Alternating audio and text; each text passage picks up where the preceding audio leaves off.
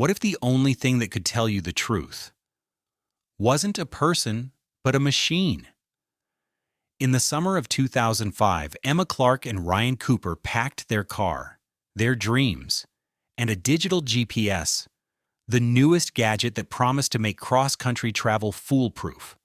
Sleek black plastic with a blue-lit screen, the Garmin Street Pilot 2620 represented cutting-edge technology, a digital compass that would guide them across America's vast highways without a single wrong turn. But somewhere between Albuquerque and Amarillo, the system stopped transmitting. At first, it looked like a tragic accident. Another sad story of young dreamers lost to the merciless desert until the data was recovered. What it showed wasn't just a route, it was a pattern. A series of detours no one could explain. A stop in the middle of nowhere that wasn't on any map. Today, we're breaking down the 5 hidden warnings many ignore. Signs that something was wrong long before Emma and Ryan vanished. And one of these signs? It's something that could be happening in your own life right now. Morning light spilled across the cracked asphalt of County Road 19 just outside Gallup, New Mexico. The air shimmered with heat as rancher Miguel Hernandez guided his truck along the familiar route, scanning the horizon for strays from his cattle herd. He almost missed it. A dust-coated sedan, pulled halfway onto the shoulder, hazard lights still faintly blinking after days of draining the battery. The license plate matched the alert he'd seen on the evening news. Oregon plates, last 2 digits 47. "I thought I was seeing things," Hernandez later told Detective Laura Mendez. That car sitting there, no footprints around it, like it had been dropped from the sky. Inside, half-drunk water bottles, a camera case with erased memory cards, and an open map with circles in red marker, places never visited. Emma's purse sat untouched in the passenger seat. Ryan's laptop was missing. The GPS unit, once mounted to the windshield, lay shattered on the floorboard. The air smelled faintly of gasoline and dust, like something had burned and been briefly extinguished. That moment, when Hernandez realized the young couple from the news might be gone for good, marked the first ripple of dread that spread through both families and the local police. "It's like they vanished right out of the frame," Officer Diego Ramirez remarked at the scene. "Like someone pressed pause on their lives." The phrase caught on in headlines. The vanishing frame became shorthand for the case that would haunt the American Southwest that summer. When authorities found the vehicle, they expected to locate the couple nearby, perhaps as injured hikers or travelers who'd wandered off in search of help. Instead, search teams found no footprints, no signs of struggle, and no tire tracks leading away. The emptiness itself became a clue. "We've seen disappearances along Route 66 before," Sheriff Jim Martinez told reporters that evening. "But usually there's something missing, valuables gone, signs of theft. Here, everything was left behind except for one laptop and one person's phone. It doesn't make sense." The search expanded quickly. Helicopters swept low over red rock formations and scrubland. Volunteers formed human chains across the desert floor. Dogs tracked scents that seemed to circle the vehicle before vanishing altogether. Nothing. Emma's sister Sarah flew in from Portland the next morning, her face pale with sleep deprivation, her eyes constantly scanning horizons, as if expecting her sister to emerge from the heat waves. Emma would never just walk away, she insisted to Detective Mendez during their first meeting at the command tent. She had plans. She was meticulous. This trip was supposed to be their new beginning. Mendez nodded, making notes. "Tell me about their relationship." Sarah hesitated. "They were happy. At least that's what Emma always said." It was the hesitation that caught Mendez's attention. Receipt data showed Emma and Ryan had stopped at a gas station in Tucumcari, 41 miles west, at 3:12 p.m. on July 7th. Emma bought bottled water and a disposable camera. Ryan purchased a local paper and fuel. The security footage, grainy but clear enough, showed them laughing at the counter, except Ryan kept glancing toward the door, checking outside every few seconds. Watch his body language, Mendez pointed out to her partner as they reviewed the tape. He's scanning for something or someone. A detail overlooked at first glance. Ryan's license plate was covered in dust, no longer legible. It wasn't when they began their trip from Oregon 5 days earlier. Was he trying to go unnoticed? Mendez wondered aloud. The gas station attendant remembered them. Friendly couple, he told investigators.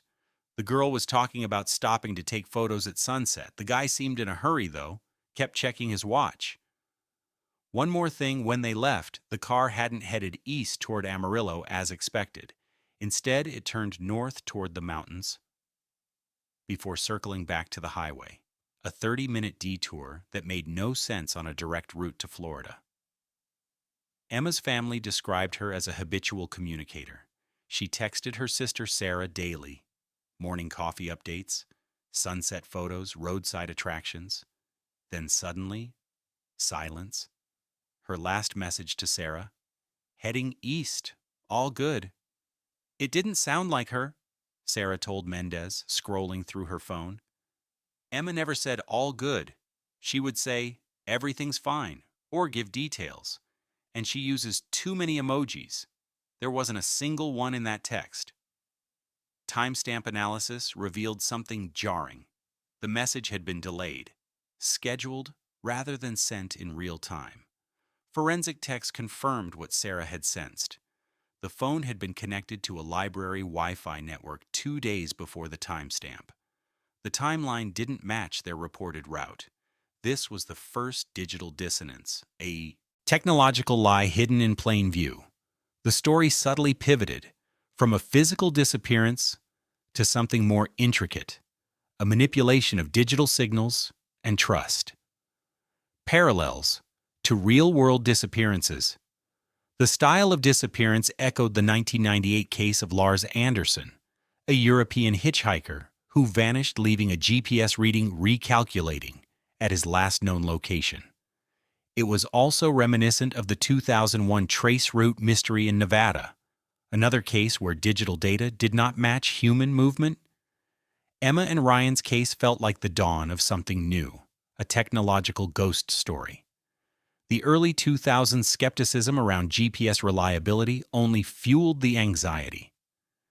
We've never really trusted these things, Sheriff Martinez admitted, holding the damaged GPS unit in a gloved hand. Paper maps don't lie. These things, who knows what they're really tracking? When Detective Laura Mendez arrived from Albuquerque to consult on the case, she noticed inconsistencies in report notes. The odometer reading didn't align with the GPS's mileage records. Someone had manually erased segments of their driving history. That small finding changed everything. If the GPS data was tampered with, then Ryan or someone else had intentionally tried to rewrite the story of their journey. Someone used the road as their cover, Mendez later told her colleague. The desert doesn't bury you, data does. For Sarah, watching from the periphery of the investigation, each revelation felt like a betrayal. Not just of her sister's whereabouts, but of the truth she'd believed about Emma's life. I told her to call when they hit Amarillo, Sarah whispered during a quiet moment at the command tent. I kept checking the time. Midnight passed. I still waited. A week later, I was still waiting. Her voice carried the weight that many family members of missing persons recognize, the limbo between hope and grief, the refusal to accept silence as an answer. Meanwhile, Ryan's parents adopted a defensive stance during press conferences. Our son would never intentionally harm anyone, his father insisted. He and Emma were building a future together. Something else happened out there. This contrast between families personalized the conflict. Two truths, two griefs, no reconciliation. The Sheriff's Department command tent in Guadalupe County became a hub of activity. Investigators laid out aerial maps across folding tables. Drone usage was limited. Technology of 2005 was still primitive, so teams relied mostly on helicopters and volunteers with handheld GPS units of their own. Heat waves shimmered over the dirt as teams returned exhausted each evening. A local tracker noticed faint depressions near a dry riverbed but couldn't tell if they were human. Every trail seemed to vanish beneath layers of windswept dust. Detective Mendez logged the fragmented data from the damaged GPS device. Engineers attempted to reconstruct the path. The result? A jagged digital line showing inconsistent directionality. One segment even looped back toward their previous stop in Arizona. To Mendez, it suggested hesitation or misdirection. To Sarah, it felt like fear. If Emma was the one driving, Sarah said quietly, studying the digital map, then she was trying to go home, not east. This hypothesis reframed the investigation. What if the couple weren't traveling toward Florida, but trying to escape something on the road? Or someone? Every road trip has its moments of tension. Wrong turns, disagreements over music, complaints about cramped legs. But Emma and Ryan's trip looked suspiciously perfect on social media. Their blog, Highway Horizons, showed carefully composed photos. Emma laughing at roadside diners, Ryan pointing dramatically at state border signs, sunset silhouettes against famous landmarks. Too perfect, Sarah concluded, scrolling through the archives. I've traveled with Emma. She gets carsick. She hates fast food. She complains about heat. None of that's here. The captions were equally polished. Day 3, the Grand Canyon at sunrise. No words needed. Crossing into New Mexico. 2 dreamers, 1 road, endless possibilities. Sarah found video clips where Emma seemed to be reading from a script. Her sister's natural animation, the hand gestures, the interrupting herself mid-thought, all replaced by a measured, careful delivery. That's not Emma, she told Mendez. That's someone playing the role of Emma. Mendez nodded. When people force perfection, they're often hiding cracks beneath it. If everything looks flawless, you might not be seeing the truth, just the performance. Friends had noticed it too. College roommate Melissa told investigators the couple seemed excited but robotic in their last video call before the trip. Their conversations were scripted, their enthusiasm strangely rehearsed. Most telling, Ryan had begun editing out candid moments. In one recovered clip, Emma starts to say, "I'm not sure about," before Ryan's hand covers the camera lens. The finished post shows only their matching smiles against the sunset. Halfway through Texas, according to partially recovered GPS data, the navigation system began rerouting. Not once, but 5 times in a 2-hour period. GPS recalculating, blinking on the screen. The blog explained it as lost signal in the Texas wilderness with a laughing emoji. Ryan brushed it off as technology glitching. Yet the data forensics revealed manual input from a different set of coordinates. Someone had changed the destination 5 times. The last input wasn't Florida at all, but a set of coordinates near Santa Rosa, New Mexico. Someone deliberately changed where they were going, Mendez explained to her team. The question is, was it a joint decision, or did one of them redirect without the other's knowledge? This digital breadcrumb connected to another discovery. Ryan had stopped at a public library in Amarillo 3 days earlier, using the same email later tied to a reservation at a remote motel 40 miles off their planned route. The warning was clear, but ignored. When directions change without explanation, in travel or in life, the recalculation might be leading somewhere dangerous. Emma's last text to her sister had been scheduled, but it wasn't the only digital ghost. Her parents received an email the day after the couple was last seen. Having an amazing time. Might be out of service for a few days as we're camping under the stars. Love you both. The email's metadata revealed it had been written 3 days earlier and scheduled for delayed delivery. Most disturbing was the voice message left on her friend Jamie's phone. "Hey, it's me. Just checking in. Everything's great. We're about to head into a dead zone, so don't worry if you don't hear from me for a bit. I'll call when we hit civilization again." Audio analysis detected unusual background noise, the sound of typing on a keyboard, not the road noise, that should accompany a call from a moving vehicle. Cell records showed something chilling. While the message was sent at 9:47 p.m. on July 8th, Emma's phone had been connected to a motel Wi-Fi at 4:18 p.m. that same day. The timestamp gap revealed Ryan had possession of Emma's phone during that window. The messages were meant to give the illusion of safety, long after things had already gone wrong. When communication feels off, delayed, sanitized, impersonal, listen to your gut, Mendez warned Sarah. Machines can delay messages, but fear always shows up in tone. The GPS data stopped at a clearing near an abandoned service road. To investigators, it looked random, but overlaid with satellite imagery, it revealed a faint trail leading toward a dry riverbed, long used as an illegal dumping ground. Search teams found scrap metal matching the undercarriage of their car, miles away from where the GPS stopped transmitting. The system didn't fail. Someone had disabled it. When something stops transmitting, Mendez explained to reporters, it's rarely an accident. In relationships, careers, or trust, silence usually means someone cut the signal.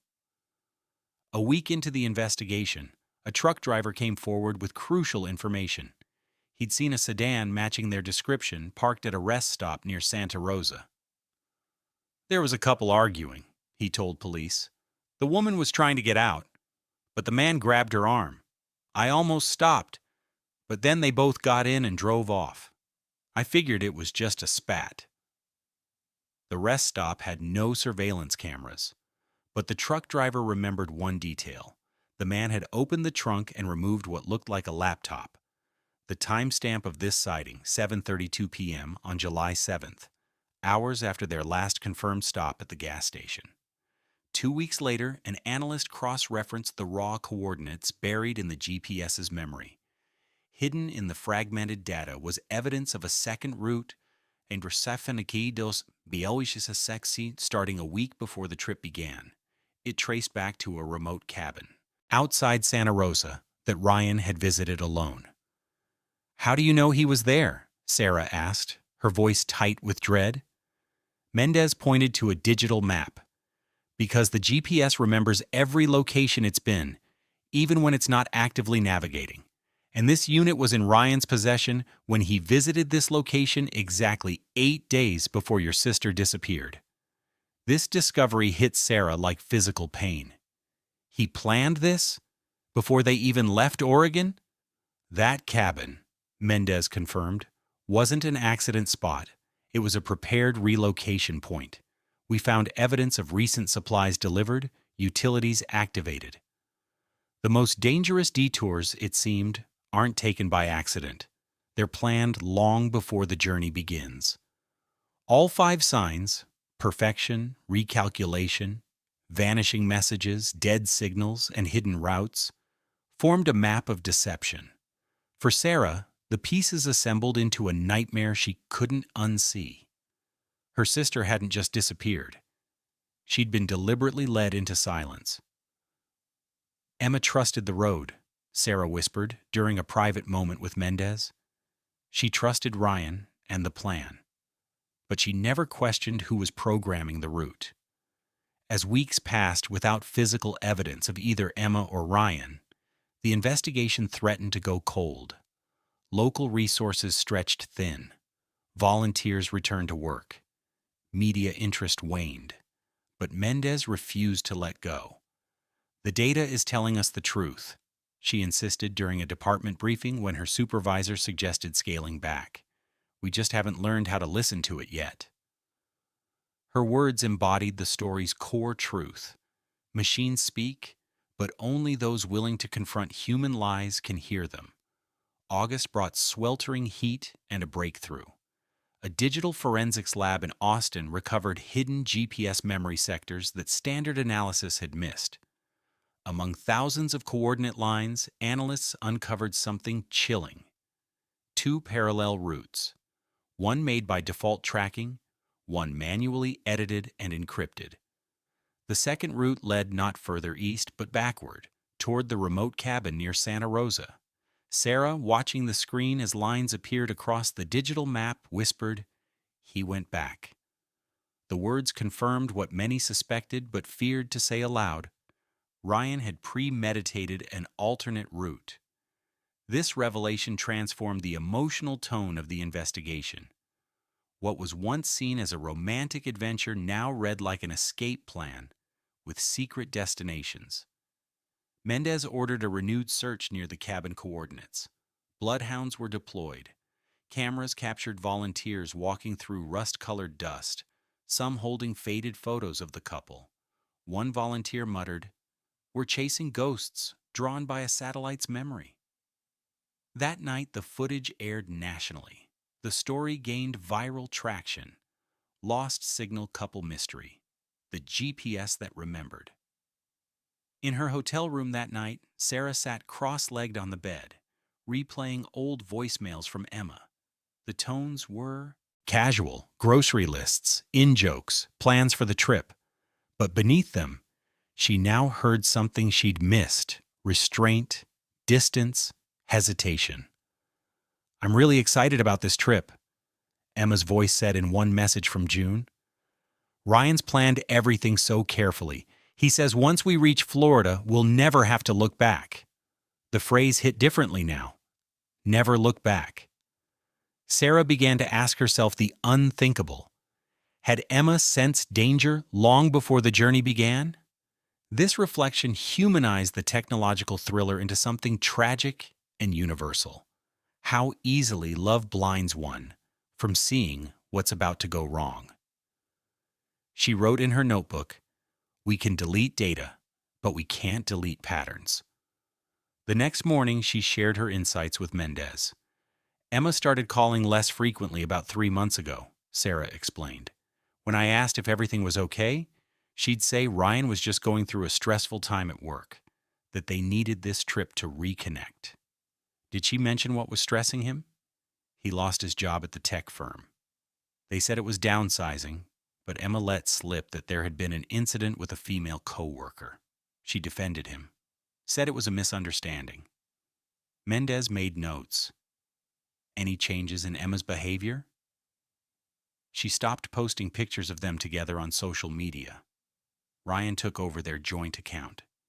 Said he wanted to manage their online presence more professionally. Sarah paused. She let him. That wasn't like her. These small concessions, invisible at the time, now formed a clear pattern of control. The renewed search brought results. Volunteers combed old highways near Santa Rosa.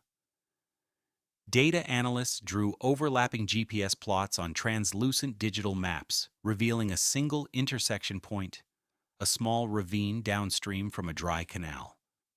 Mendez visited the motel booked under Ryan's alias and found room 12 still intact. The cleaning staff hadn't been through.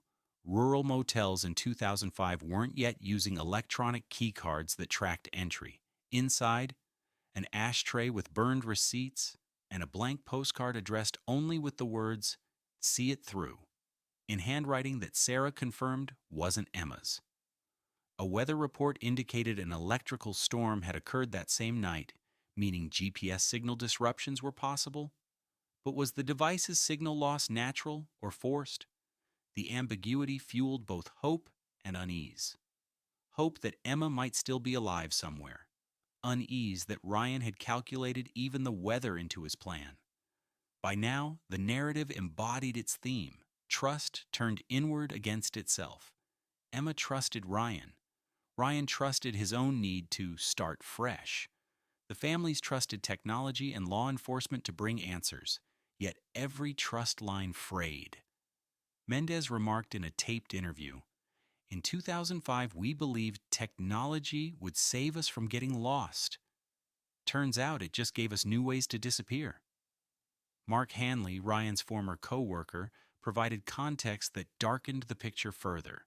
Ryan became paranoid about tracking, Hanley told investigators. He'd put his phone in metal containers during meetings, said the company was monitoring him. After the incident with the female colleague, she accused him of stalking. He became obsessed with digital footprints, said everyone leaves traces that can be used against them. Did he ever threaten violence? Mendez asked. Not directly, but he once said something that stuck with me. He said, "If you want to truly disappear, you have to make sure no one's looking for you." I thought he meant changing his name or something, not this. This testimony helped Sarah decode the true purpose of the trip. It wasn't an adventure or fresh start. It was erasure. Months passed. By late autumn, volunteers equipped with early model aerial cameras captured footage of a disturbed patch of sand near the riverbed, almost perfectly circular, evidence of buried metal. Excavation uncovered a section of a car door matching their sedan and a fragment of Emma's bracelet, scratched and weather-worn. Further analysis showed traces of machine oil inconsistent with their sedan's model, suggesting another vehicle's involvement, perhaps a truck. The circle closed. The location aligned precisely with the GPS's missing data coordinate, a gap, thought to be corrupted. The machine had known all along. Sarah revisited each warning sign, now with painful clarity. The perfect trip, manufactured happiness hiding tension, the silent recalculation, the device being manually redirected, the disappearing messages, digital manipulation of perceived safety, the vanishing point, falsified data that mimics failure, the double route, existence of a second pre-planned destination. Only now did these pieces coherently form the truth. Ryan's mental state had deteriorated months before the trip, a mix of financial pressure, shame, and delusional belief that starting over out there was the only escape. The GPS was his accomplice, a perfect listener, an obedient witness, and ultimately the tool that revealed everything after his silence. Late November brought snow to the mountains around Santa Rosa. Search teams found the cabin that the GPS had silently remembered. Inside, canned food, notebooks filled with scribbles about system failures and resetting directions. On the wall, a large map of the U.S. Route 66 corridor with dotted paths and encircled X marks across western states, unspecified exit points. In a drawer, Emma's driver's license. In the corner, melted candle wax and a single GPS charger, unplugged. No bodies were found, but the environment itself told a story. The collapse of human trust in the illusion of control. Mendez recorded in her notes, "Sometimes the data doesn't tell us where people went. It tells us when they stopped believing they could come back." What troubled investigators most was the duality of the scene. Parts of the cabin looked like a romantic getaway. A bottle of wine. 2 glasses. A playlist of Emma's favorite songs. Other elements suggested imprisonment. A door that locked from the outside. Windows that had been nailed shut. A calendar with days crossed off in different handwriting. He wanted her to believe this was their sanctuary, Mendez theorized, while making sure she couldn't leave. Digital forensics recovered files from the library computer where Ryan had logged in the day after the couple was last seen. His search history revealed inquiries about how long before missing persons are declared dead, untraceable relocation, countries without extradition, identity documents without verification. Most chilling was an email draft never sent. Addressed to no one, it read simply, "If you're reading this, I've either succeeded or failed. Either way, by the time you find it, we'll be ghosts in your system." Some signals never reach their destination. The date stamp, July 7th, 2005, 11:42 p.m., hours after the truck driver had witnessed the argument. One final discovery cemented the narrative. Emma's disposable camera, found buried 6 inches below where the car door fragment had been uncovered. The film, when developed, showed a progression of images. First frames, Emma smiling at roadside attractions. Middle frames, landscapes through car windows, Ryan posing with maps.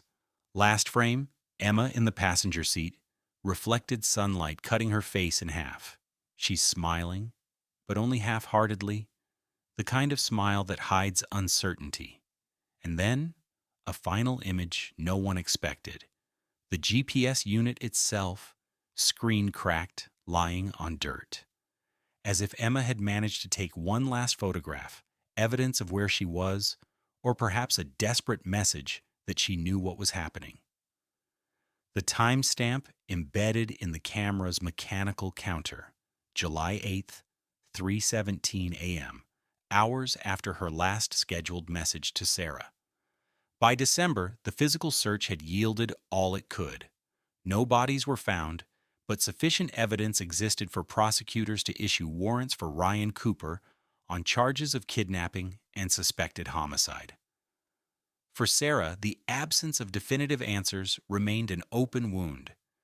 The desert had swallowed her sister's final moments, leaving only digital echoes. The hardest part, she confided during the final press conference, is that Emma probably realized too late what was happening. That moment when she understood her trust had been weaponized against her.